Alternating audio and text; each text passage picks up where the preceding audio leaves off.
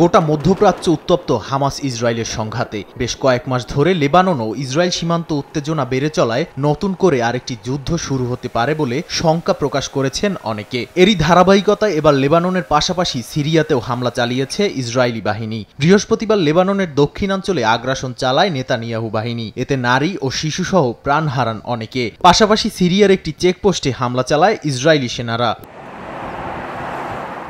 এর জবাবে ইসরায়েলি সেনাদের সামরিক ঘাঁটিতে সরাসরি হামলা চালানোর দাবি করেছে ইরান সমর্থিত লেবাননের সশস্ত্র গোষ্ঠী হিজবুল্লাহ। তবে এতে কোনো হতাহতের খবর পাওয়া না গেলেও ইসরায়েলি সীমান্তবর্তী এলাকা জুড়ে রকেটের সাইরেনের শব্দে আতঙ্কিত হয়ে পড়েন বাসিন্দারা। পাশাপাশি সিরিয়া থেকে ইসরায়েলি ঘাঁটি লক্ষ্য করে হামলা চালায় সিরিয়ার যোদ্ধারা।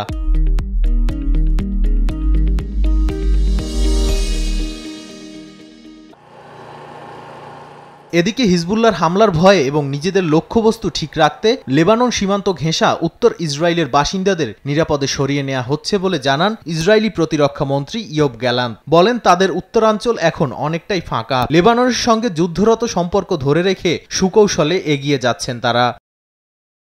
নাদিম মারজান, সময় সংবাদ।